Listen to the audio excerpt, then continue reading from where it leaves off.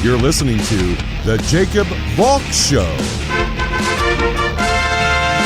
He's breaking down the latest and greatest in sports as only he can. Follow him on Twitter at RealJacobValk.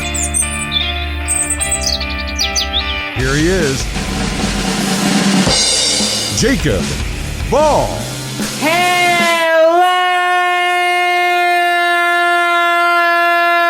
sports fans! Welcome to another edition of the Jacob Valk Show. I am Jacob Valk. And there's a lot to get to today. I'm going to be breaking down everything with the NBA and the NHL playoffs, along with the latest news involving some individuals in sports. You're also going to get an interview that I did with Frank Garland at the end of this show. He's the one who wrote the book about Arky, Vaughan. It was a lot of fun. I really enjoyed talking to him. But I gotta start this show off by previewing the NBA playoffs. Meaning I'm gonna make my picks for all the first round matchups. And I've been looking forward to this for a long time. I thought the NBA should have gone straight into the playoffs. I thought having the seeding games were ridiculous. I still think they were ridiculous. You have the Phoenix Suns going 8-0 in the bubble. And they still don't make the playoffs. I mean, to me, that just diminishes the concept of the seeding games.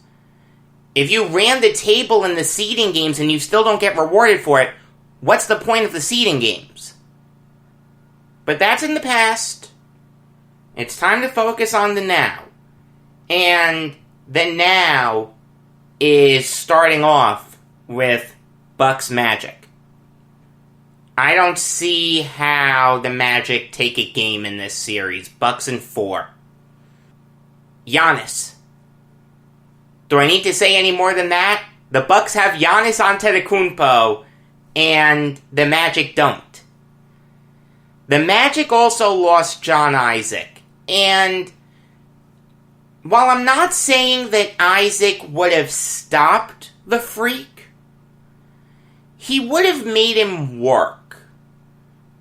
John Isaac is such an underrated defender, it's crazy. The Magic don't have that guy anymore. Who's matching up with Giannis? Aaron Gordon?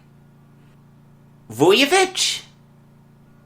There's just no way that the Magic take a game in this series. Now, let's say, just hypothetically, that Giannis is having an off night. For whatever reason, he can't hit the ocean with a beach ball. This is the thing with the Bucks. They have constructed their team perfectly. I've said this before. I actually said it on the first ever episode of the Jacob Valk Show. They just have shooters. If Giannis is having an off game, what they're going to do is they're going to have Giannis go in the low post. He'll get a defender to either dig or double him legitimately, and then he just kicks it out to one of those shooters, and it's a wide open 3. I mean, you take a look at the Bucks, they just have shooters. Brook Lopez, Kyle Korver, Chris Middleton, Pat Connaughton. I'd even like them to get Frank Mason a little more involved. He shot the ball well in the bubble, and he's actually the 4th leading scorer for the Bucks in Orlando at 16 points per game. I'd like to see them use him a little bit more. But I just don't see how the Magic can even take a game in this series. This is going to be a mismatch like crazy. Moving on now to Raptors Nets. And it's been a while since I've talked about the Nets, really. Before I get into the Raptors, let me talk about the Nets. I had said, before the bubble got going, that I thought the Nets should have withdrawn from the restart. They had a bunch of players who weren't participating. Durant, Kyrie, DeAndre Jordan, Wilson Chandler, Taurean Prince, Nicholas Claxton. I'm probably forgetting some. That's how many there were. Michael Beasley was signed, and the Nets couldn't bring him in because he had the coronavirus. But give the Nets credit. Give Jacques Vaughan credit. They went 5-3 in the bubble. You take a look at the teams they beat. Some of them aren't that good. The Wizards, Kings, and Magic. But they beat the Clippers, and they beat the Bucks. And they played the Trailblazers really close. They were really close to winning that game.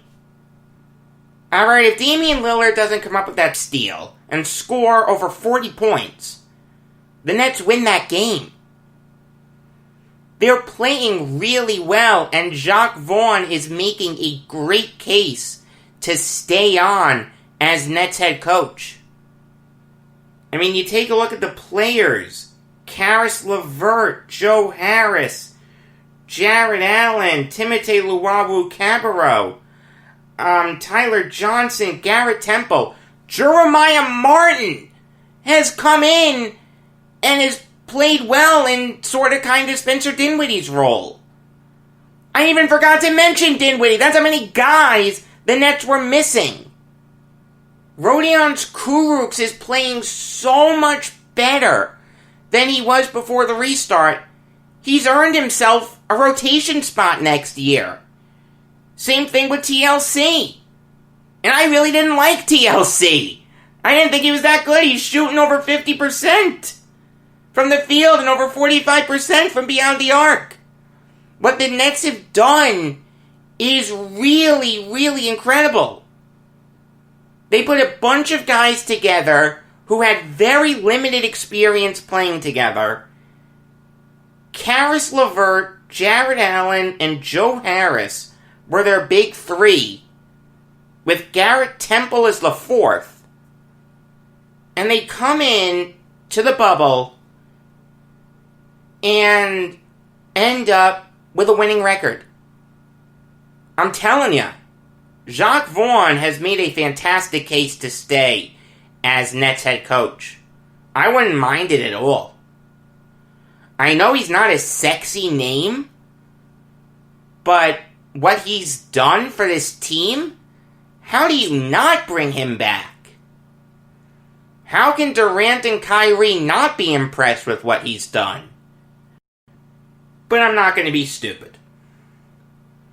I am going to pick the Raptors in this series. Having said that, though, I do think the Nets are going to make him work for it. I'm going to say Raptors in 6. Alright, is that fair?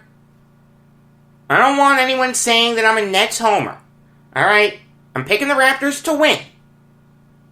But I'm just saying that the Nets are playing really well right now, and I think they can take a couple games from the Raptors. I'm not trying to take anything away from the Raptors. They went 7-1 in the bubble. Fred VanVleet has played great. So is Siakam, Kyle Lowry, Norman Powell. They've gotten contributions from everyone they need to. OG Anunoby is shooting the ball well from beyond the arc. He also plays really good defense. Chris Boucher is playing well. Serge Ibaka, you still need to respect. I'd be an idiot not to pick the Raptors. The only thing I'm saying is, I think the Nets are going to make him work for it. Moving on now to Celtics Sixers. And this is going to be a really interesting series. You take a look at the Celtics. Jason Tatum has had a great year, really coming into his own. He had a little bit of a sophomore slump, but his third year, he's really putting it all together. It kills me to say this because the reason the Celtics were able to take him was because of that Pearson-Garnett trade, but he's going to be a really good player in this league for a long time. In fact, he's probably going to be great. And Jaylen Brown is going to be really good too. Brown's another guy who's come into his own this year. Tatum's averaging 22.5 points in the bubble. Jaylen Brown is averaging 19.5 points in the bubble. And Gordon Hayward has had a renaissance. He's averaging 18.7 points in the bubble. I understand he was having a good year before that, but he's playing better now than he was before the pause. It's kind of interesting how some players are rising to the top in the bubble while others are sinking to the bottom. Very, very weird. I mean, a guy like Kemba Walker has disappointed a little bit. This is a guy who was averaging 20.5 points in the regular season, and in the bubble, he averaged 14. And to make matters worse, the bubble stats count as regular season stats. So, Walker's points per game were higher than that number I just mentioned. And when you look at the Sixers, they've been a really weird team all season. They make the big moves with Al Horford and Tobias Harris. They let Jimmy Butler walk. And it just didn't work out. No shooting. It's just that simple. That's what killed him, no shooting.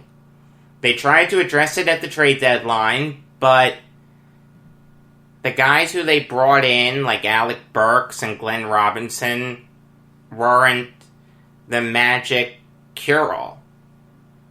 I mean, they had Al Horford coming off the bench in a few games. You sign this guy to a big contract, you expect him to be the stretch four, and then he's coming off the bench. That's not that good. And to make matters worse for the Sixers, Ben Simmons is out. We know this. He's out for the whole playoffs. I think he even left Orlando. The Sixers will make the Celtics work, because the Sixers do have really talented players. I mean, Joel Embiid is going to dominate in this series. Guys like Enes Kanter and Daniel Tice just can't match up with him. He's a guy who can take over playoff games. I saw him do it against the Nets. The Nets didn't have anyone who could match up with him. I don't think the Celtics have anyone like that either. I think this series is going to be closer than some people think. I've seen a lot of people saying this is going to be an easy series victory for the Celtics. I wouldn't go that far. While I do think the Celtics are going to win the series, I think the Sixers will make them work for it. I'm going to say Celtics in 6. The last matchup in the East is Pacers-Heat. Bubble Jesus. That's all I need to say. Bubble Jesus. What TJ Warren has done since the restart is nothing short of miraculous. He's averaging 31 points in Orlando. That puts him third in the NBA behind Lillard and Harden. To put that into perspective, TJ Warren's regular season averages 19.8 points per game, 4.2 rebounds per game, and 1.5 assists per game. Warren is eclipsing all of those numbers. What he has done since the restart is nothing short of insane. And you combine him with a really good supporting cast in Malcolm Brogdon, Victor Oladipo, Miles Turner, Aaron Holiday, and Dougie McBuckets. The Pacers are a team that I would want to avoid in the playoffs. I mean, when you look at the Heat, they have a balanced scoring attack. Jimmy Butler has been a little bit of a disappointment. Not a lot, but the Heat signed him so that he could lead them to an NBA title. He hasn't done that. Is he the best player on the Heat? Off the top of your head, you'd probably say yes, but Tyler Hero has had a sensational season for a rookie. Duncan Robinson has been shooting the lights out. Bam Adebayo plays really good defense and is a double-double threat every night. Is Jimmy Butler that much better than them? I'll tell you, there are some games where he's a forgotten part of the Heat. He's still doing his thing. I'm not saying he's a bad player, but so far, I don't think that signing has worked out. I don't think Butler has been as dominant as Pat Riley wanted. But they've compensated for it in the bubble by having a really well-rounded scoring attack. Like I said, Tyler Hero, Goran Dragic, Butler, Duncan Robinson, Bam Adebayo, Kelly Olynyk, Jay Crowder, Kendrick Nunn. All of those guys are scary. Even though TJ Warren is on such a huge roll right now, Jimmy Butler is going to be able to slow him down. There's history there. There's a little bit of a rivalry there. They've tried to downplay it, but it's still there in the back of their minds. What Butler isn't going to do on the offensive side of the ball, he's going to make up for on the defensive side of the ball. I think he's going to be matched up with TJ Warren, and I don't think Warren is going to go off. He'll still get his, but I don't think he'll be putting up 30 points a night. I think it's going to be more like 20. I don't want to come off as hypocritical or anything with my Butler praise. All I'm saying is, when you look at what he's done offensively, he hasn't been a crazy dominant force, but he's still good, he still gets his, and he plays good defense.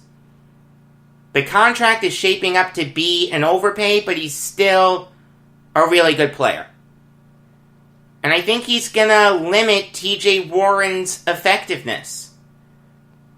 This is by far and away the best series in the Eastern Conference. I'm gonna say Heat in 7. I think their well-rounded scoring attack is going to be too much for the Pacers. Moving on now to the Western Conference, we have the Lakers versus the Trailblazers. The Trailblazers did win on Saturday to earn the right to go up against the Lakers. By the way, I do just want to clear something up about that. When I was previewing those games, the play-in games, or technically play-in game, but we didn't know that at the time, I had mentioned Jaren Jackson and Tyus Jones when I was talking about the Grizzlies. They were hurt. And as I was saying it, I thought to myself, aren't those guys hurt? But there was a website that I was looking at. I'm not going to say the website. That's not right. But it didn't list them as injured. They had other injuries there, they just didn't list Jackson and Jones as being injured. So I didn't check it. I should have checked it. I am sorry. For whatever it's worth, I still got the pick right. I said the Trailblazers were going to win. And They did. So, it's really not the end of the world. I just felt bad about it. For the Lakers, it's really simple. I mean, you really don't need me to say it, but I will. It's going to come down to just two players. LeBron James and Anthony Davis. As much as I like Kuzma, and I think Kuzma gets a bad rap, he's not going to be as important as those two guys. I mean, we know that. I mean, it's really amazing how LeBron has reinvented his game at the ripe old age of 35. He's passing the ball better than he ever has. And yeah, that's because he's playing more point guard, but he's adapted to that role, and he's setting up his teammates really well. He's setting up AD, he's setting up Kuzma, he's setting up Dion Waiters. He's done a great job of reinventing his game. In fact, he led the NBA in assists per game this year, something he's never done before. He averaged a double-double this year. 25.3 points per game and 10.2 assists per game. He's never averaged a double-double before. Never. He's come close, but he's actually never averaged a double-double. It's crazy. At 35 years of age, he's done it. I mean, it's insane when you stop and think about it. It really is.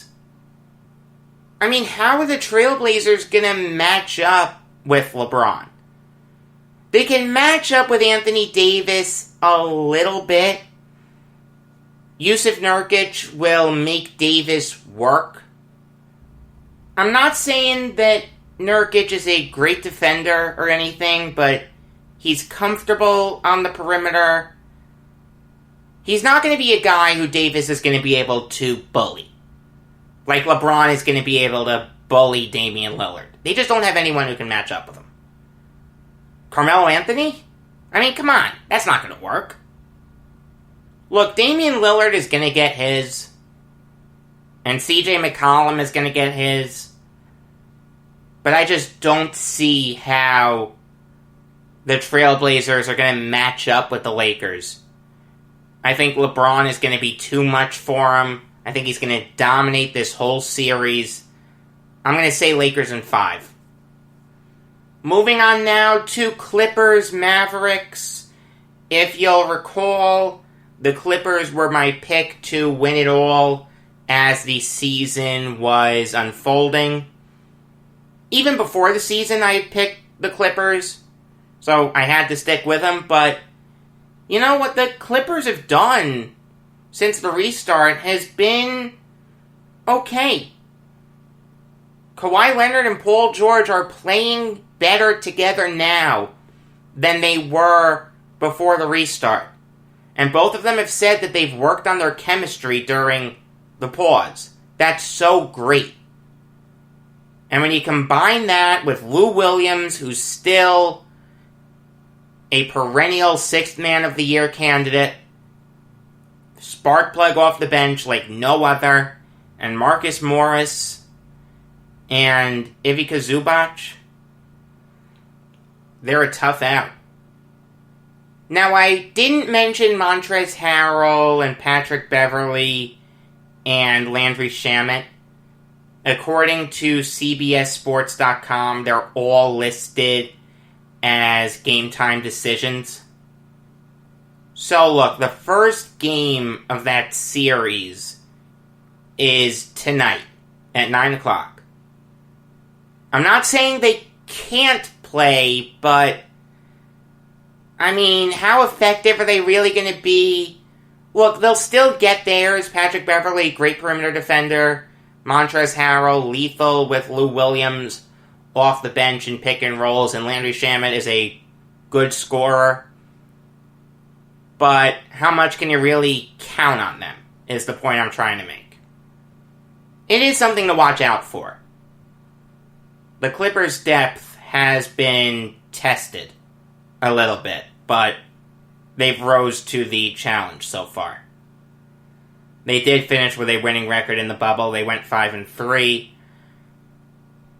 And when you look at the Mavericks, they didn't play that well in the bubble. They went 3-5, but they have Luka Doncic. They have Kristaps Porzingis. I don't care that they weren't playing that well. Whenever you have those two guys, you're a threat. Make no mistake about it. The Mavericks are a huge threat to upset the Clippers. Kawhi Leonard is going to be on Kristaps Porzingis, and Paul George is going to be on Luka Doncic. If Patrick Beverley plays, he may be on Doncic also. Maybe George. Also, I mean, that's how dominant Luka is. You need a premier defender on him at all times if you're going to contain him. And Porzingis is just such a great stretch four. He's getting more comfortable in the interior. The Clippers don't have a guy who can match up with him. Montrezl Harrell will be okay in that regard, but Porzingis is taller. Porzingis is better. Give me Porzingis. Same thing with Marcus Morris. This is going to be a really fun series. I love watching Luka play. I love watching Porzingis play, just so I can keep watching him do great for the Mavericks and not the Knicks. I do think the Clippers are going to win this series, but it's going to be close. Clippers in 6. Ultimately, I think their depth will push them over the edge. Moving on now to Nuggets Jazz. And the Nuggets are probably the scariest team of the restart. Michael Porter Jr. is finally realizing his potential. He's averaging 22 points and 8.5 rebounds in the bubble. Nikola Jokic, 18 points per game, 6 rebounds, 8.3 assists in the bubble. Jeremy Grant has also been playing really well. 15.5 points per game. He's just a scorer. He knows how to score. Jamal Murray is back, which just makes the Nuggets that much scarier. 14.5 points per game, 4.8 rebounds, 4.5 assists. He reminds me a little bit of Westbrook in the way that he plays, but Westbrook doesn't have the mid-range shot that Murray does. I was gonna say Steve Nash, but I can't say Steve Nash. Nash is a much better passer than Murray. The Nuggets also have Bol Bol, who, when you watch him play, you see the talent that's there. He just needs to put it all together. He's raw. You know, we know he has talent, but this is a guy who's missed a ton of time with injuries. He's only played 7 games this whole year, all of them in the bubble. You can't count on him too much, but look, in a couple of years, assuming all these guys stay healthy, big assumption, but if they do, the Nuggets are going to be perennial title threats. As weird as that sounds, it's the truth. And when you look at the Jazz, they're the team that started all this. Rudy Gobert gets the coronavirus, and that causes the NBA to pause their season, which causes the NHL to pause its season, and then Major League Baseball postpones the start of its season. March Madness gets canceled. The Jazz really started all this. And since the restart, they've actually been playing well. Donovan Mitchell has been great. 21.7 points per game, 4.7 rebounds and 5 assists. Jordan Clarkson has been playing really well. Rudy Gobert has been playing really well. Joe Ingles, really good shooter. The Jazz have some talented players, but they can't match up with the Nuggets. I'm going to say Nuggets in 5. I'll give Donovan Mitchell a game to do Donovan Mitchell things, but I just don't see the Jazz being much of a threat to the Nuggets, especially with Mike Conley being out until Friday. He had to leave the bubble for personal reasons. He's going to have to quarantine when he comes back. He can't play. That's a huge, huge, huge loss for the Jazz. The last series is the series that a lot of people have circled as the series to watch. Rockets Thunder. The Thunder trade Russell Westbrook to the Rockets for Chris Paul. They also trade Paul George to the Clippers, and they get Shai Gilgeous-Alexander and a bunch of picks. No one expects the Thunder to be any good, but Billy Donovan whips these guys into shape. The Thunder played great the whole season. Chris Paul has a career renaissance. He averaged 17.5 points per game with 5 rebounds and just under 7 assists to go with 1.5 steals. He's also shooting the ball more efficiently. Shai Gilgeous-Alexander is coming into his own as one of the best young players in the NBA. 19 points per game, 6 rebounds, and 3.5 assists. Dennis Schroeder was my pick for 6th Man of the Year. Danilo Gallinari has been playing great. Steven Adams is a double-double threat every night. He's really improved his game.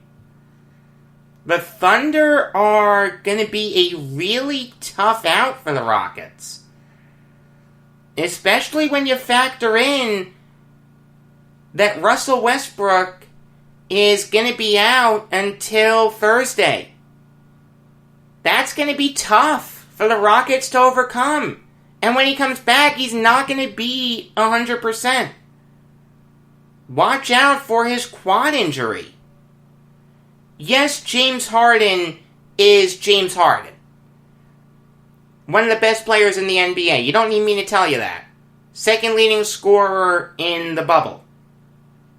But the Thunder have some guys who, while they can't do what Harden does individually, as a team, they can. And when you take Westbrook out of the equation, who else is scoring for the Rockets? Jeff Green? Daniel House?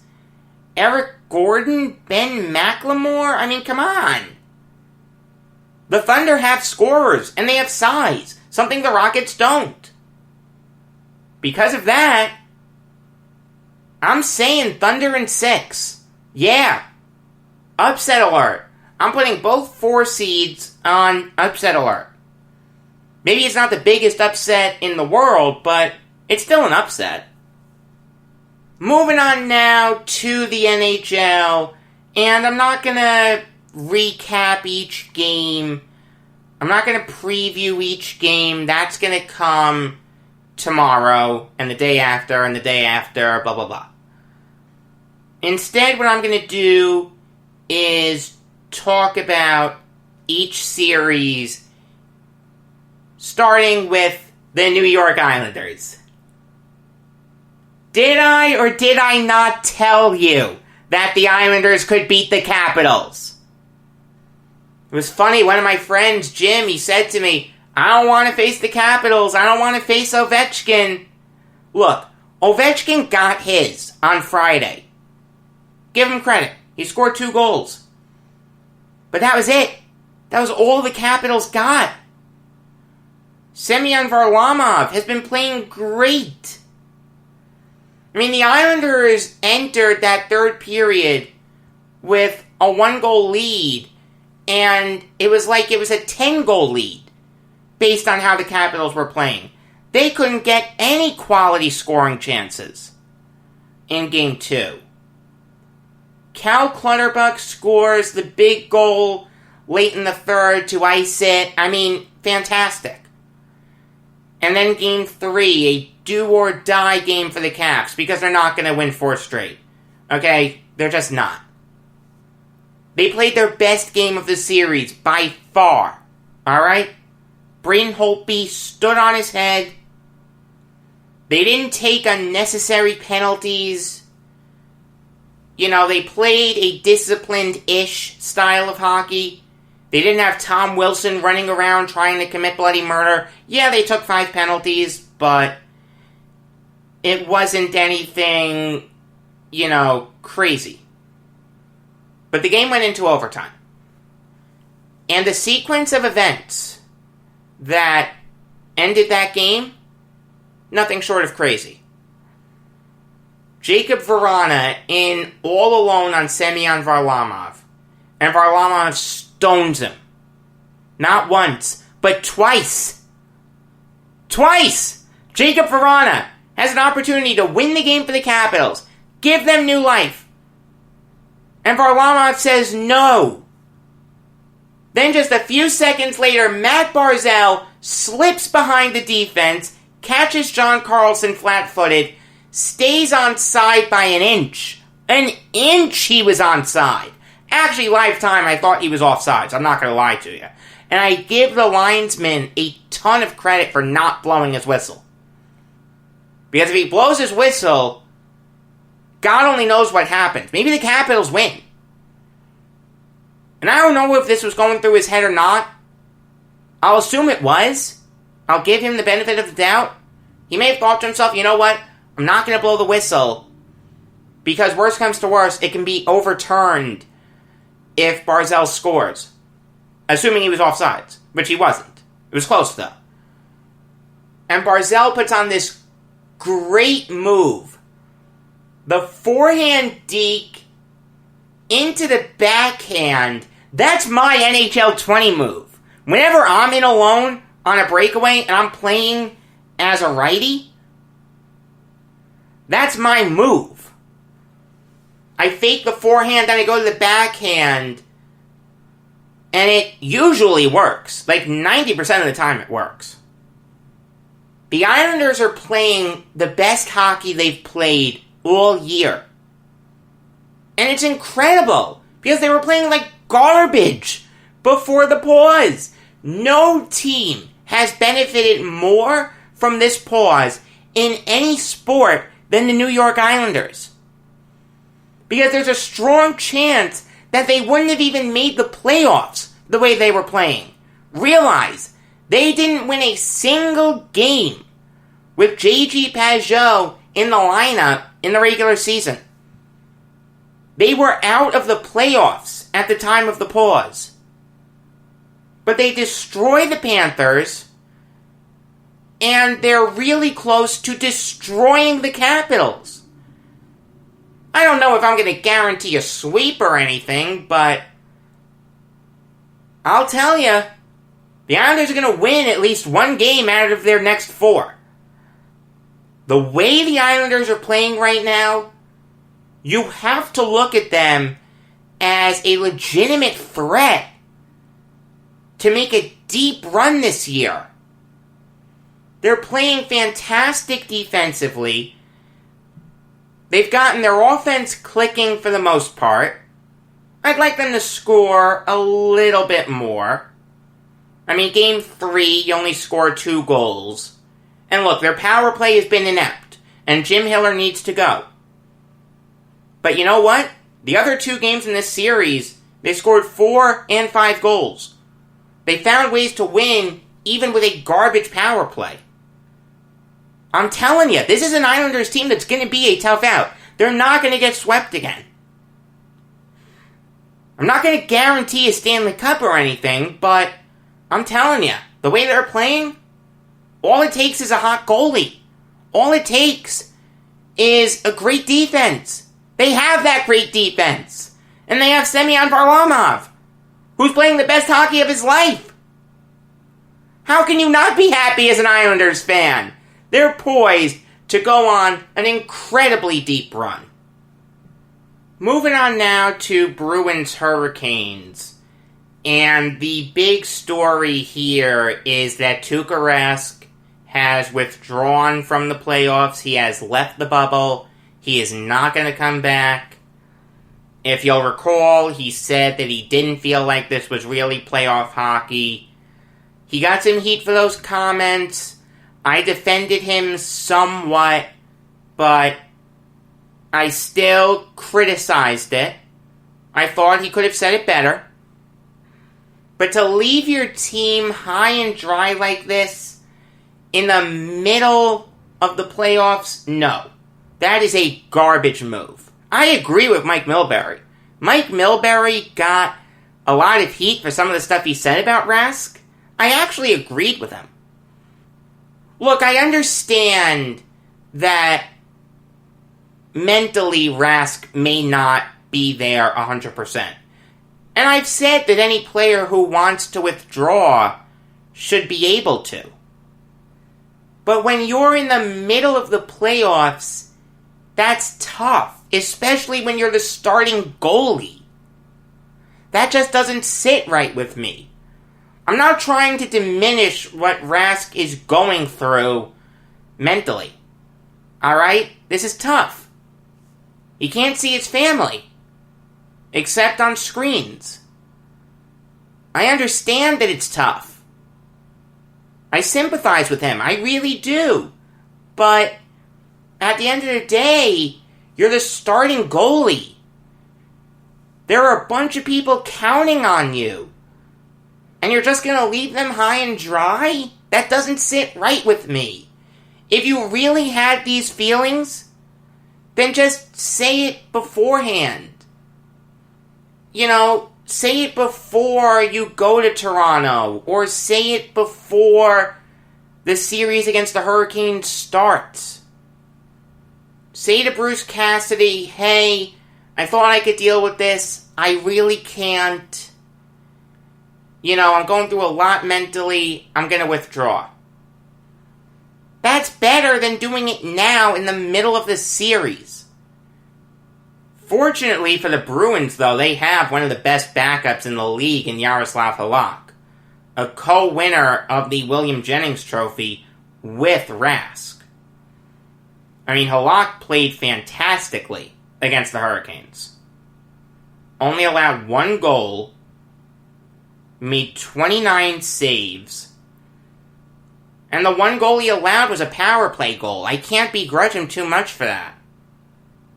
The Bruins will be okay without Rask, but they'd be a lot better with him, and this is a tough pill for a lot of people to swallow. Again, I don't begrudge him for leaving, I just begrudge how he did it. There's a difference. Moving on now to Lightning Blue Jackets. I'm only going to talk about Game 3, because I already talked about Games 1 and 2. Holy moly, did the Blue Jackets play like garbage. How on God's green earth do you only get 17 shots? I mean, that is not Blue Jackets hockey. They averaged the 8th most shots on goal per game with 32.5. And they only get 17 in Game 3. How do you expect to win? How do you expect to win when you go 0 for 4 on the power play? The Blue Jackets only had 7 shots in the second and third periods combined. To put that in perspective, the Tampa Bay Lightning in the first period had 8 shots on goal. I mean, look, Vasilevsky did not play well. You can't allow 2 goals when you only face 17 shots. But the Lightning did what they had to do. Braden Point has been having a great series. So is Victor Hedman, who's come back from his injury and is playing really well. This was a really tough game to watch if you were a Blue Jackets fan. They've got to generate more opportunities. Be better on the forecheck. Dump and chase if you have to. Just put pucks on net. Make Vasilevsky work. If they don't win today, that's it. This Lightning team isn't losing 3 straight. This isn't last year's Lightning team. They're playing a lot better. Moving on now to Flyers Canadiens. And wow. This has been a crazy series. Game 1, the old school hockey matchup, 2-1, both goalies standing on their head. Game 2, Carter Hart lays an egg. He allows 5 goals. I mean, you want to talk about playing for Claude Julien. That's what the Habs did there. And then Game 3, the national game on NBC at 8 p.m., both goalies stand on their head. Granted, they didn't make a whole lot of saves. Hart made 23. He got the shutout. Price only made 19, but they had some pretty solid opportunities, did both teams. I mean, the Jacob Voracek goal was really just a good play by a good power forward. He got really good positioning to deflect the Giroux shot. Price had no chance to stop it. And after that, if you like defensive hockey, this was the game for you. It's pretty incredible. The Flyers have only scored 4 goals in these 3 games, yet they're still winning the series. Then again, the Canadiens have only scored 6 goals, and 5 of them came in 1 game. This has been a really wild series, a fun series to watch if you like defensive hockey, which I kind of have to as an Islanders fan. I like it. I really, really do. Moving on now to Blues Canucks. Craig Berube made the right decision to start Jake Allen in net instead of Jordan Binnington. I don't know what was going on with Binnington. Something maybe happened during the pause. I mean, I don't know, but he has not looked like the Binnington of old. And make no mistake about it, this was the best game that the Blues have played in the restart. They peppered Jacob Markstrom from the outset. He faced 49 shots. Braden Shen played a great game. He did things that won't show up on the score sheet, but he got on the score sheet by scoring the game-winning goal in overtime to give the Blues new life. We've got a series now with Blues Canucks. I like it. I like it a lot. Moving on now to Avalanche Coyotes. And look, these have been good games. I know it's not an easy series to get into, but these have been good games. Darcy Kemper has played great. He made 49 saves in Game 3. He has been the Coyotes' best player in this series by far. I was discounting him before this series. It's time to put some respect on his name. This guy is turning into one of the better goalies in the NHL right before our eyes. And Jared Bednar made the decision to not start Philip Grubauer on the back end of a back-to-back. He started Pavel Francouz instead. Francouz played okay. He only allowed 2 goals. But he only faced 21 shots. I mean, I can't get excited about you facing 21 shots and allowing 2 goals. That doesn't work for me. I mean, this game was kind of funny. the Avalanche were down by 1 with less than 2 minutes to play. They pulled their goalie. Taylor Hall scored to make it 3-1 Coyotes. Then Mikko Rantanen scores, 3-2 Coyotes. And then Lawson Krause scores to make it 4-2 Coyotes. Kind of interesting. Both Francouz and Kemper allowed 2 goals. Yet the final score was 4-2. No other goalies played. Kemper got the win. Francouz got the loss. That just struck me as odd when I looked at the box score. Moving on now to Flames Stars. And I gotta tell you, I've had a tough time figuring out this series. One game, Cam Talbot looks great. The next game, he looks terrible. The next game, he looks great. The next game, he looks terrible. Ben Bishop lays an egg, so Anton Khudobin gets the start in Game 3. Khudobin only allowed 2 goals. I mean, he was doing something right. I understand it was only on 23 shots, but look, only 2 goals. That's all you can ask for if you're Jim Montgomery in that situation.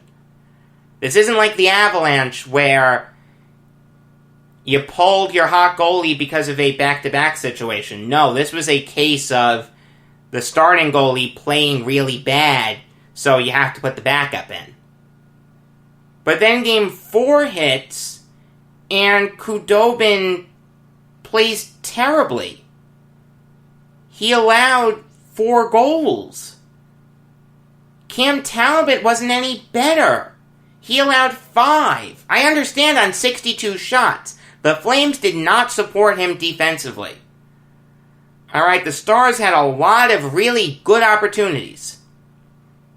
They were the better team from the end of the second period on. So look, this is a tough series for me to get a handle on. I have no idea what's going to happen next. All I know is the game-tying goal that was called off because of interference by Corey Perry, that was the correct decision to call that goal off. And at the end of the day, it really didn't matter that much because the Stars got the win. Pavelski tied it late in regulation to get the hat trick, and Alexander Radulov won it in overtime. I'll end with Golden Knights Blackhawks. And look, I'll give the Blackhawks credit for playing a lot better than they did in Game 1 and even against the Oilers. I mean, they got the win yesterday. But it took a Herculean effort from Corey Crawford. You remember the game that Darren Williams had in the playoffs for the Nets, where he dropped a bunch of points? I don't remember the exact total. It was around like 25-30, and people were saying this was a vintage Darren Williams performance. This was a vintage Corey Crawford performance. The problem is, he faced 49 shots. The Blackhawks did not play well in this game. The Golden Knights deserved to win. The Golden Knights had 20 shots in just the first period. The Blackhawks in this whole game had 25. Look, they've been playing a lot better. And they've got some positive things to build off of when their season ends. And make no mistake about it, their season is going to end really, really soon. In fact, I'll go as far as to say that it's going to end tomorrow night. I think the Golden Knights are going to win Game 5. There are some other stories to get to, not just breaking down the playoffs. The first one is the Kings moving on from Vlade Divac. It is about damn time. Divac has not done a good job with the Kings. This is a guy who really didn't have a lot of experience when he took over, and he made some disastrous decisions. Drafting Papagiannis, major bust. Drafting Marvin Bagley over Luka Doncic. I mean, you can go back in my Twitter history. I mocked Doncic to the Kings. I didn't like Marvin Bagley.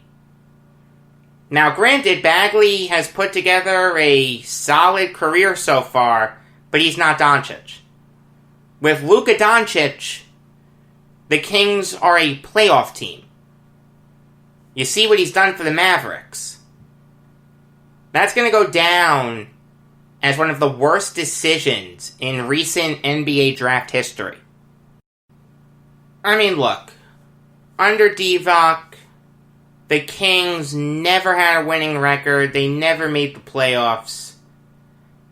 They have a solid young nucleus. De'Aaron Fox is a really good player.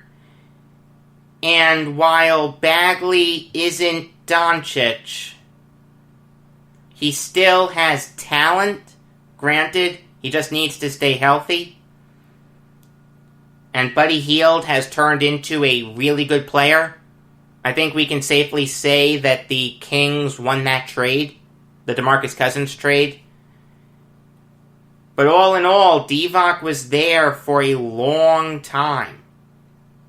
He's been there since 2015. You've got to show results.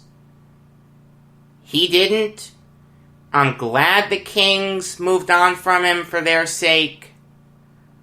And it's going to be interesting to see who they get to replace him. Moving on now to the Pelicans firing Alvin Gentry. And I gotta tell ya, I'm not crazy about this move as of right now. Gentry has not been bad with the Pelicans. He hasn't been great, but he hasn't been terrible. They did win a playoff series a few years ago. He had to deal with the Anthony Davis situation. Then Zion Williamson gets hurt. Yeah, it was tough. Of course, the Pelicans aren't going to be great this year. I mean, I actually think Gentry's a solid coach. I don't think he's great, but I don't think he's terrible. But the reason that I said I'm not crazy about it, instead of saying I hate this move, is because if the Pelicans can get a better coach, like a Mark Jackson or a Ty Lue, hell, even Jason Kidd, maybe even a Van Gundy. I mean, look at who the Pelicans have. They have Zion Williamson. They have Brandon Ingram. They have Lonzo Ball. They have young talent there. Jackson Hayes also has a ton of potential. And I'm not giving up on Nickeil Alexander-Walker either. If the Pelicans can get a legitimately better coach than Alvin Gentry, I get this move. But if they go with some unproven assistant, that doesn't work for me. Moving on now to the Packers locking up Kenny Clark for 4 years at $70 million. That means he's making $17.5 million a year. And I gotta tell you, I don't mind it. Kenny Clark has been one of the most underrated players in the NFL for a really long time, since 2017. He's never had a Pro Football Focus grade worse than 67.3, and that was in his rookie year. last year he had a 79.8 overall grade, according to Pro Football Focus. This guy has been a wrecking ball in the middle of the Packers' defensive line. I mean, this is what the Packers do. They find these guys in the later portion of each round, and they turn them into superstars. They've done it for years. This contract makes him the 6th highest paid defensive tackle in the NFL in terms of total value, and in AAV it makes him the 4th highest paid defensive tackle. I don't mind that. That's a fair range for him. This move makes a ton of sense. Good job by the Packers. As an owner, I approve this move. The last story that I want to talk about isn't a crazy important story or anything, but it concerns my favorite NFL team. So please indulge me for a moment while I talk about the Jets bringing in Chris Hogan. And you can't hate this move.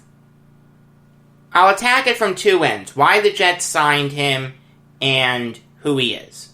First, why the Jets signed him. The Jets pretty quickly have developed even more of a hole at wide receiver than they already had. I mean, assuming everyone was 100% healthy, their wide receivers are still at the bottom of the league. The depth chart is Brashad Perryman, Denzel Mims, Jamison Crowder, Vincent Smith, and Braxton Berrios. That doesn't inspire a lot of confidence in me. I'm not saying they're bad players, but they're not great. And now you take two of those guys out of the equation. I've spoken about Denzel Mims before. I like Denzel Mims a lot. I bought his t-shirt. I think Denzel Mims is going to be a really good player for the Jets for a long time. I thought he was going to get a lot of targets in his rookie year, and I was targeting him in my Dynasty Fantasy Football League. Now I'm not so sure.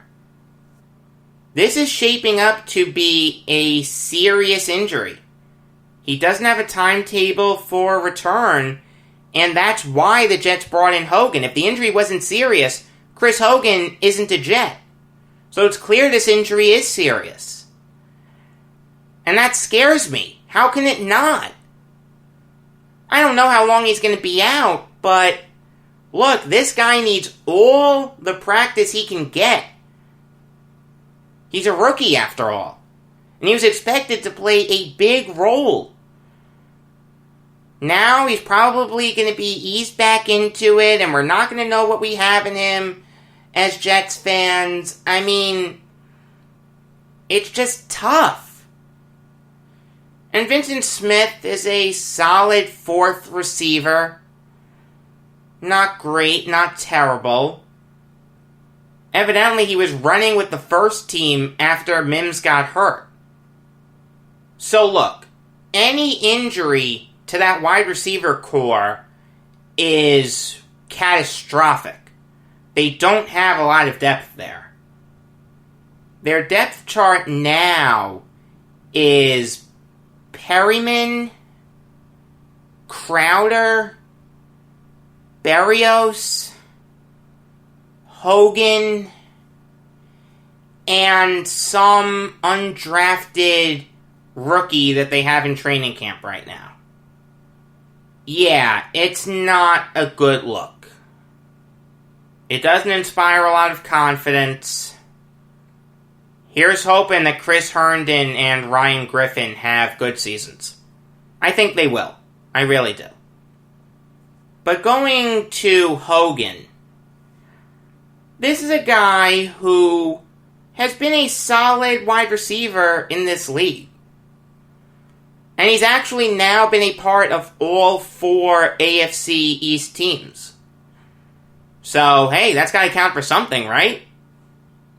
His last good year was 2018 with the Patriots, where he caught 35 passes for 532 yards and 3 touchdowns. Last year for the Panthers, he only caught 8 passes for 67 yards and no touchdowns. I mean, he's a veteran. He knows the game. He's a local kid. He went to Monmouth. It makes sense to bring him in. You can't count on him too much, but it's a solid move to bring in a veteran to a wide receiver core that now, with the Mims and Smith injuries, if it wasn't already, it just may be the worst in the league. Alright, here's my interview with Frank Garland. You're listening to the Jacob Valk Show. I am Jacob Valk, and I'm fortunate enough to be joined by Frank Garland, the author of Arky, The Baseball Life of Joseph Floyd, Arky Vaughan. Frank, how are you? I'm good. Glad to have a chance to talk about the book today. Yeah, so am I. I think this will be fun. So, what can you tell us about Vaughan's rookie season? Well, Vaughan was in training camp the year before his rookie season and made quite an impression. He was very young. I think he was 19 years old at the time. And he had come out of Fullerton, California. And as I said, made a great impression. He ended up getting sent to the minor leagues and played that season in Wichita. So when he came back the next spring, they knew about him, but they weren't sure he was going to make the club because he was still so young. But he made such an impression in spring training that they really couldn't keep him off the team. He didn't start the season in the starting lineup, but it wasn't long before he broke in and pretty much never left. Yeah, he was there for a really long time, most of the 1930s and a little bit of the 40s. But I'm getting a little ahead of myself here. Can you lay out Vaughan's 1935 season? Well, that season, he had several years in the big leagues by then and, was an accomplished hitter. But that season was his high water mark in terms of his individual accomplishments. He was over 400 for much of the time, and it wasn't until the very end of the season that he ran into a bit of a dry spell and dropped below the 400 mark. It's interesting when I was reading this because I think as baseball fans, we always think about that 400 mark as being such a magical batting average. But in 1935, baseball was still relatively a young sport, and some people had hit 400. I can't remember off the top of my head, but I think the person who had hit 400 most recently was only maybe 5 or 6 years earlier than that. So was it Hornsby? Is that who it was? Was it Rogers Hornsby? I can't remember. I wish I could, but I can't. But so even though it was a big deal, it wasn't like it would be today. If Charlie Blackmon or someone finished, well, not in 2020, obviously, with the 60-game season. But I was going to say, DJ LeMahieu's going to do that. No one cares. Right. That's terrible. But I guess what I'm saying is it was, not as maybe a huge of a deal, but to hit that, to come up with a 385 average for a season was quite an accomplishment. Yeah, and when you look back at it now, there are a lot of people that like to go back and look at some of the older players through a modern lens. And when you do that for Vaughan, that 385 average still sticks out, and you think to yourself, wow, that was one hell of a season. Would you agree with that? Oh, totally. Yeah, I mean, and you think about the conditions that they played in, and you do wonder if it was harder then or easier then. There was no night baseball, at least up, in that year. It wasn't until a little later in his career that they started playing night games. But, they traveled their travels by train. You just kind of wonder what the conditions were like and whether they were more favorable or less favorable than they are today. I can't really say, but it's it's an tough. accomplishment nonetheless. Yeah. Oh, definitely. So, would you be able to describe how the Pirates did during Vaughan's time with them? They were fair. They had, I guess, the 1938 season would have been, their best chance to win a pennant. They were leading the league most of the season, and then the Cubs got remarkably hot down the stretch. And it wasn't like the Pirates collapsed. It wouldn't be like the Phillies of 1964 or something. They just got outplayed down the stretch by the Cubs, and they ended up having a pivotal series at the end of the season with maybe 4 or 5 games. I think it was a 3-game season, but it wasn't the last series of the season. It might have been the next to last, but they had. I think all they basically had to do was take one of those games. They pretty much would have clinched it, but they got swept. And in the 3rd game, there was a famous home run that was hit by Gabby Hartnett, who was the Cubs player manager. It was the 9th inning. It was getting dark. There were no lights. This was in Wrigley Field. And the umpires talked about calling the game, but they wanted to try to play one more inning. And 2 outs, and Hartnett's up, and 2 outs. I think there were 2 strikes, and the guy throws it, and he hits it into the bleachers for a home run, and everyone went crazy. And that, I think that several writers later said, and especially after Vaughan died, they said that his team's failure to win the pennant that year just broke his heart, and that was as close as they got to winning a pennant. They finished in the first division several years that he was there, and they had a really good ball club. They had Pie Traynor was the manager, and they had Paul Wainer and Lloyd Wainer, and they had some good players along with Vaughan, but they never won a pennant while he was there. Talking to Frank Garland, the author of Arky, The Baseball Life of Joseph Floyd Arky Vaughan. So, how much of an influence was Honus Wagner on Vaughan? Well, when Vaughan first joined the team, he was young and he was raw, and he certainly could hit, but he had some issues in the field. So they had Wagner sort of join almost as his personal coach. He roomed with Vaughan on the road. I think he roomed with him his entire career with the Pirates. So he was quite an influence. I think I think the first time he brought up Wagner, somebody asked him, I guess his first or second year, is Wagner helping you, or what sort of an influence is he having on you in the field? And he said, well, he tells me to charge every slow hit ball and throw the guy out, but he doesn't really tell me how to do it. So I guess in some cases, it's like you always hear in sports, the gifted player doesn't always necessarily make a great coach or manager just because things came so easy to them. Oftentimes it's people that scuffled as players that end up making good managers or coaches. But I think he did help Vaughan ultimately, and Vaughan never became a great fielder, but he certainly was a capable fielder, and several times I think he led the league in double plays and chances. A lot of people would say that he had a remarkable quickness and got to balls that other people wouldn't get to, and sometimes ended up with an error as a result of that. Okay, all right. So what can you tell us about the trade that sent Vaughan to the Dodgers?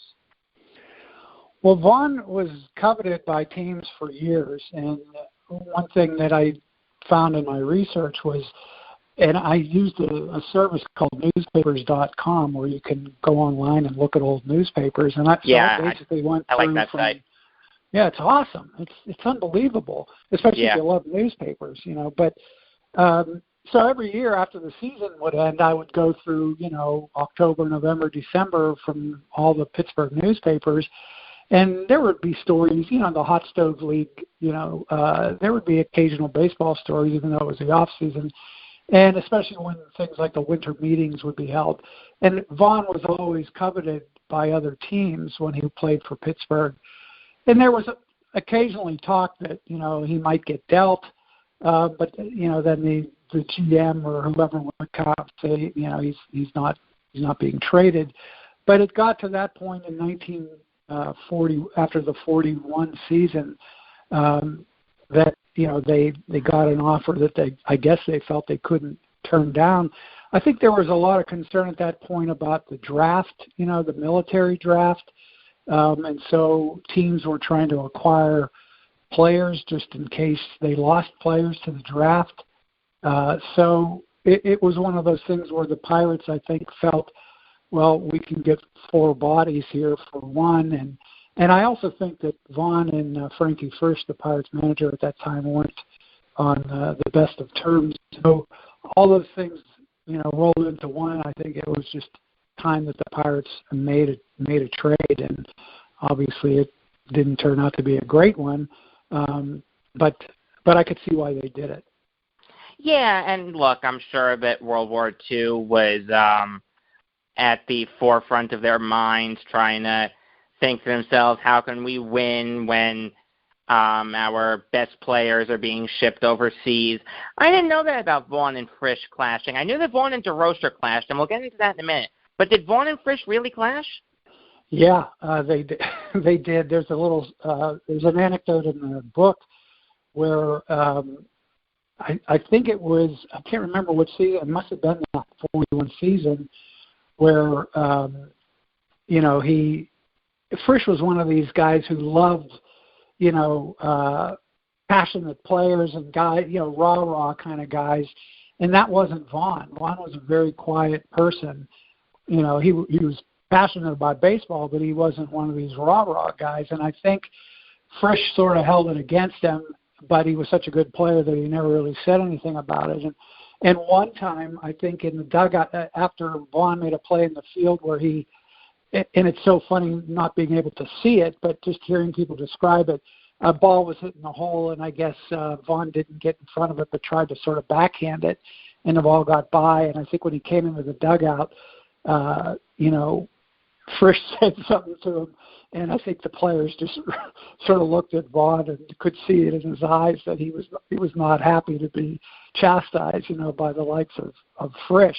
And I think that was kind of the beginning of the end. One of his teammates, a guy named Frankie Gustine, related that story to Vaughan's daughter. I don't know if you were aware, but Vaughan's daughter, Patricia Johnson, tried to write a book about Vaughan, and went and traveled with an old tape recorder. I don't know when this was, in the 80s, I think, and tried to go around and interview some of his old teammates, and one of them was Frankie Gustine, and he told that story, I think, where he said, I think when Frisch said something to him, he said something back, and all the players kind of took notice, and it was like, whoa, you don't want to say anything to Arky, but so that was an interesting story. That's pretty cool that she let you listen to the tape recording. That was nice of her. Would you agree with that? Well, yeah, what happened was she passed away, and so she left everything to her daughter, which would have been one of Arky's grandchildren. So when I first had the idea to do this book, I had heard about this granddaughter, and so I contacted her and told her I was interested in maybe doing a book on Arky, and she was very suspicious. She said, well, we've had other people say this, and they never followed through. And I said, well, just give it some thought. And so ultimately she said, yeah, I'll work with you. So I went out to California, and she had, like one of these storage units that was full of stuff. And one of them, one of the things in there was this old manuscript that her mother had started to write. And she also had these old cassette tapes. So I didn't have a cassette player to play them. So she took them in and had them converted to like MP3s. And then, when I went back to Pennsylvania, she mailed them to me. So I was able to listen to these things. So there were several of them. There weren't a lot of them. There were several with family members, and then a couple of players, Frankie Frisch, Frankie Gustine, and I think maybe Ralph Camilli was one of them, and maybe one other player. So it was helpful, but it wasn't that much. Don't feel bad. I don't think anyone has a cassette player nowadays. Yep, you're right about that. So, can you lay out the feud between Vaughan and Leo Durocher? Well, there's many versions of it, and it was interesting to read. One of the things, not that you want to hear this, but when you're writing a book, there are constraints, and one of the constraints is space. The length of the book. A publisher may give you X number of words to work with. So when I was writing this, I had many versions of the Durocher Vaughan dust up, as they called it. And so I had to edit it down. But essentially what it was, Durocher was sort of like Frisch in the sense where he was just a yacker. He was constantly yapping, and obviously they called him the Lip, for that reason. But so I guess he and Vaughan, he always said Vaughan was one of his favorite players, but I don't think he necessarily liked the way Vaughan carried himself because, like I say, he was pretty understated and quiet. But apparently, Durocher had gone off on one of his pitchers after a game and was very critical of him. And there was a reporter nearby and got these quotes and put it in the story. And when Vaughan was in a hotel restaurant the next day with a couple teammates and was reading the paper and saw this quote that Durocher had, and he became incensed, and because he knew it to be a lie, or he thought he was lying, and so that day when they went to the ballpark to get ready for a game, Vaughan sort of confronted Durocher and said, did you say these things? And he said yes, and he said, well, if you say these things about him, you could say them about me too. Here's my uniform. And they, but there were different versions of what he actually said to him. Some of them were comical. Like basically what he said was, take this and shove it, in so many words. And so that was that. He refused to get dressed and play that day, and he went out and sat in the stands. And Branch Rickey had to go out and calm him down and ask him to go in and get dressed. So he did. He didn't play, but he went in and got dressed. So that was that. And then the next year he sat out, and then for the next 2 years after that, Vaughan sat out. And a lot of people speculated that it was because he didn't want to play for Durocher, but his daughter maintained that Vaughan used to say that Durocher was the best manager he ever played for. So I don't know if he was just being politically correct by saying that or not, but it turned out he did not play the next couple of years. Talking to Frank Garland, the author of Arky, The Baseball Life of Joseph Floyd Arky Vaughan. So you hit on Vaughan retiring after 1943, and he spent some time at his ranch. Is that right? That's correct. Yeah, he and there were questions as to why did he really retire. Some people, like I said, thought it was the thing with Durocher, but in reality, it had. His family claimed that he basically had no one available to run the cattle ranch because all the able-bodied men in that area were being drafted. It was right in the height of the war, and he had nobody to run his ranch. And so he basically had to stay home and run the ranch. And there were also some issues with deferments. He had a military deferment to avoid serving in the military, and I think his military deferment status had changed a couple of times, but the last deferment he had was because he ran an agricultural business that provided meat, basically. And so if he would have given that up, he would have lost his deferment and might have gotten drafted, even though he was a little bit of an older guy by then. So I think of contributing to the cause, by raising cattle and beef cattle. But, one of the bad things about trying to write this book is obviously Arky is long gone and not around to be able to interview and ask you. I had a million questions I would have loved to have asked him, but it just wasn't possible. Oh, come on. You couldn't slip into a coma and get right by those pearly gates? Have a little seance. That's what I thought of. Yeah, exactly. Pull a Houdini. Right. Yep. So would you be able to describe Vaughan's comeback in 1947? Well, I think, people were skeptical of him, and rightly so. It's hard to sit out a year, let alone 3 years. And so, people had some skepticism. Other people had really high hopes. There were rumors when he wasn't playing that he had put on, all this weight, but that was not true. He was working his ranch and he was, as trim as ever. And so when he reported to spring training, he looked good and he was doing well, but I think he ended up having some sort of a muscle pull before opening day, so he didn't start the opener in that 47 season. He ended up having a pretty decent year in spot duty, though. He was not, I think by that point he was no longer capable of being an everyday player, but he was a valuable role player, and he did well.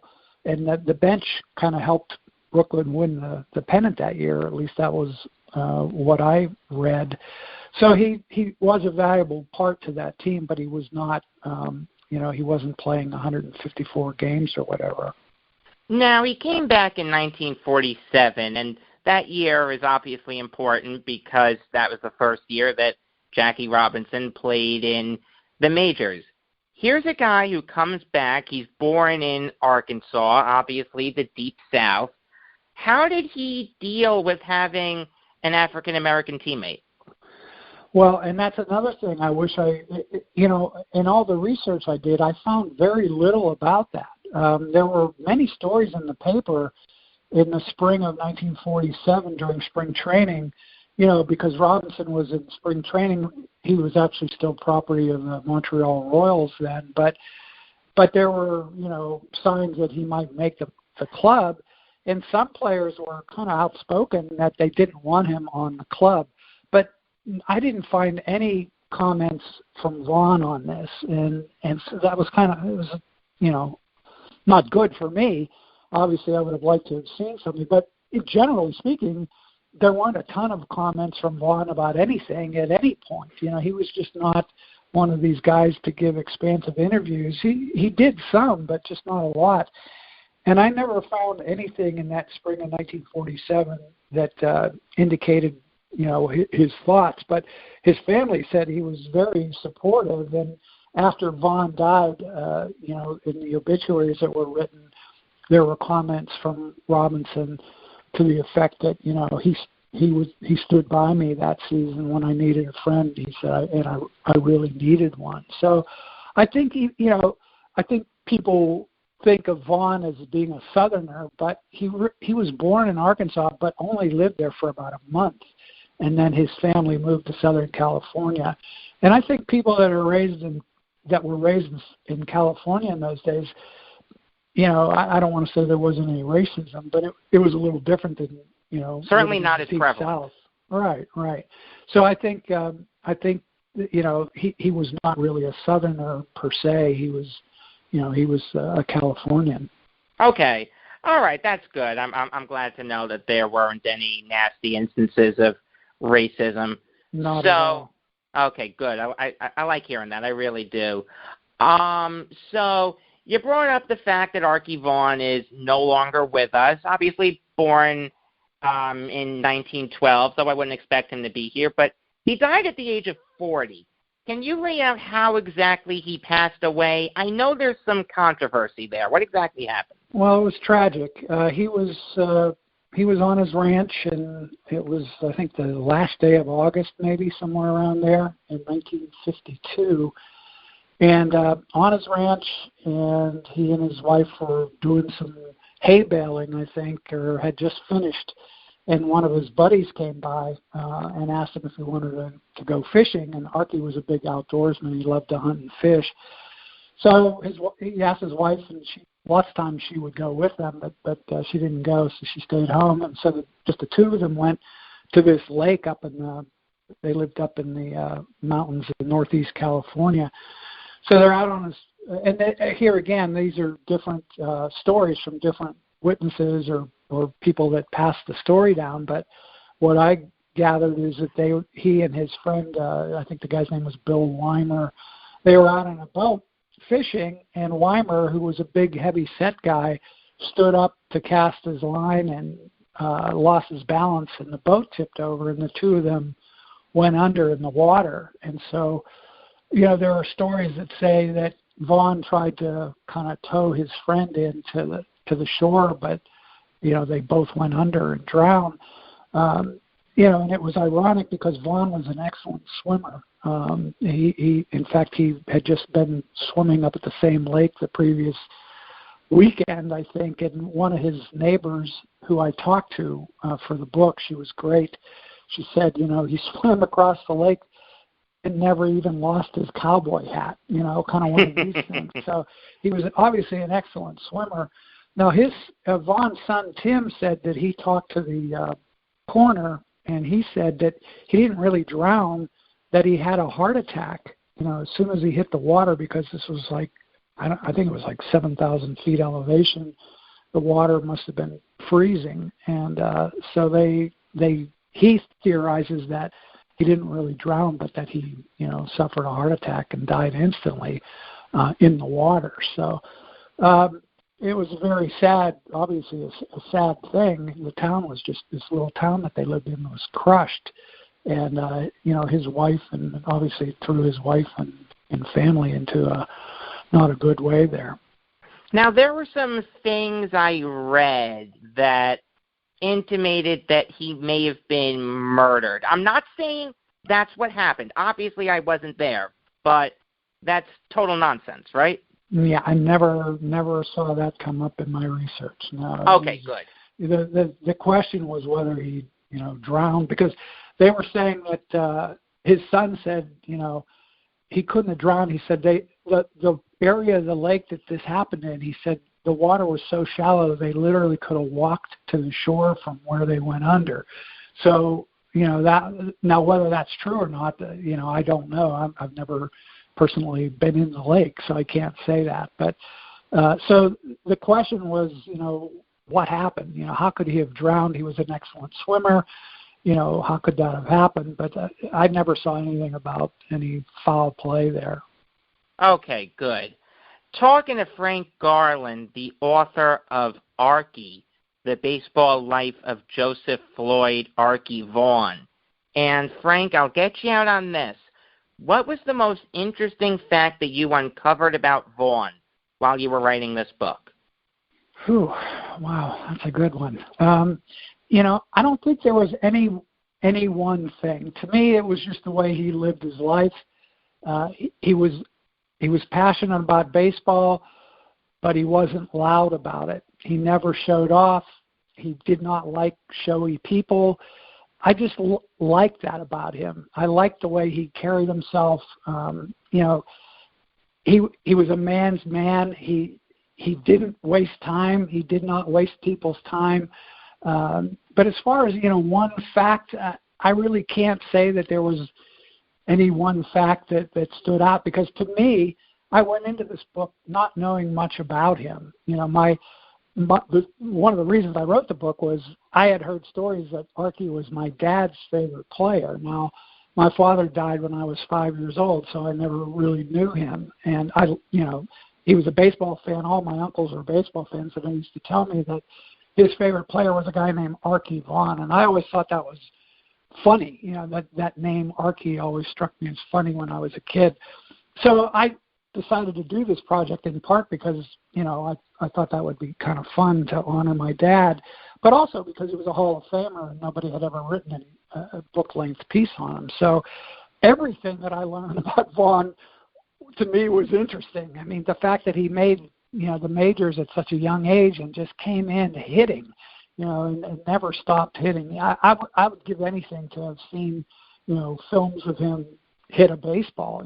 I think it would have been amazing to see. But as far as, one outstanding fact. I really couldn't to limit it to that. All right, Frank. Thank you very much for your time. I appreciate it. Thanks. All right. That was Frank Garland. His book is Arky, The Baseball Life of Joseph Floyd, Arky Vaughan. Thanks for listening. Here comes the outro. Thanks for the plug, Jacob from the past. It does mean a lot. You're going to get a New York Yankees show at 6 p.m. today. And tomorrow, on the regular episode of the Jacob Valk Show, you're going to hear an interview that I did with Joe Siegman, the author of Jewish Sports Legends, the International Jewish Sports Hall of Fame. He is the chairman of their selection committee. Before that, I'm going to recap every playoff game that happened today and preview every playoff game that's going to happen tomorrow. It's going to be a lot of fun. Until next time, I am Jacob Valk saying that every Yankee has facial hair. They just keep it shaved.